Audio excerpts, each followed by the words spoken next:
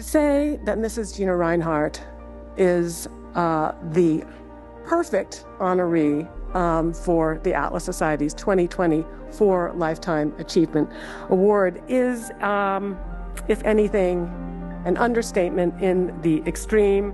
She is Dagny Taggart and Francisco d'Anconia rolled into one and then some.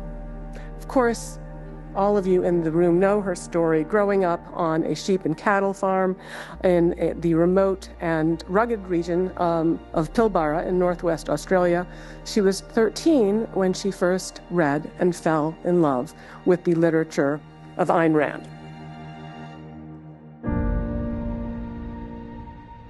Obviously, our shared admiration for Ayn Rand and Atlas Shrugged was the genesis of this interview. Your family also were among the first white settlers in northwestern Australia. I can just imagine what kind of conditions that they had to brave. So how did they come to go there? They voyaged up in this little boat, 167 tons, called the Sea Ripple.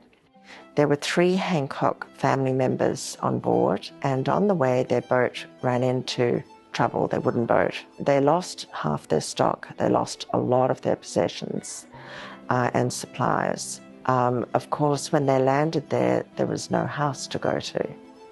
There were no yards made for their cattle. There were certainly no shops, hairdressers, medical treatments, dentists, you know, vets, anything. They really had to make do or do without. Dad had a single-engined aircraft. I was allowed to pump the fuel out of the 44-gallon drum. And, you know, we'd have the windmills to look after. If those windmills weren't working, your stock died. You know, they can't go without water. No human can go without water. So keeping those windmills okay was great. So Dad would be the one who actually knew what he was doing. He'd skedaddle up the windmill, you know, fix it if there was something wrong up at the top, and I'd have to bring up the tools.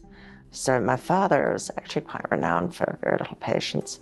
So if I got it wrong, I'd have to scuttle down again and get the next one. In those days, there was no safety chain. There was no helmet, nothing. And I was doing this from 4 years onwards. I was loved dearly, but, you know, I wasn't mollycoddled. Yeah, so I learnt it was up to me to get the steps right. It was up to me to hang on, even though I also had a tool in the hand. It wasn't until you were 13 that you first discovered Ayn Rand. Yes. And was that Atlas Shrugged? And it was Atlas Shrugged. The values that were in that book, I haven't shied from ever since. I think they definitely helped to give me the certain values that I believe in. Yeah.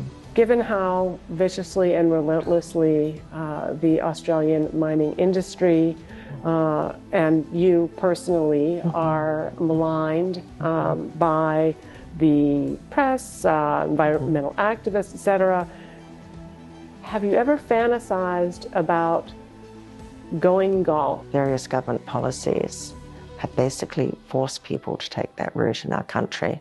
It is just so much government tape. We are the engine room of this country, our mining industry.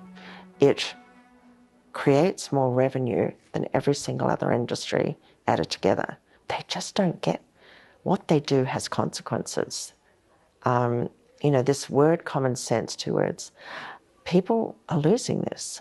I mean, it's taking us about 17 years now to get a mine developed in Australia. You will see so many small exploration companies in our country are actually going offshore because small businesses have exactly the same government tapes, regulations to get through as every other size of business.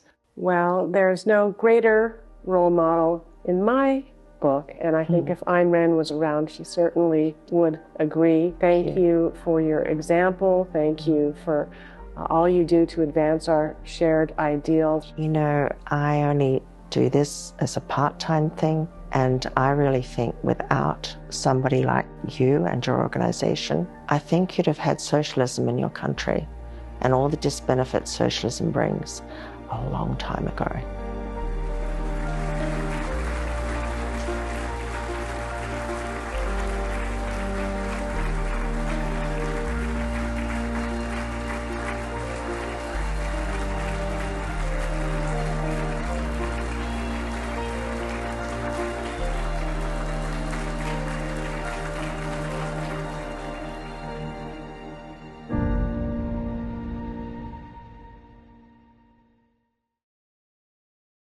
At the Atlas Society, we've set out to engage 1 billion young minds with the ideas of Ayn Rand. You can help by tapping that subscribe button, and don't forget to give this video a like below.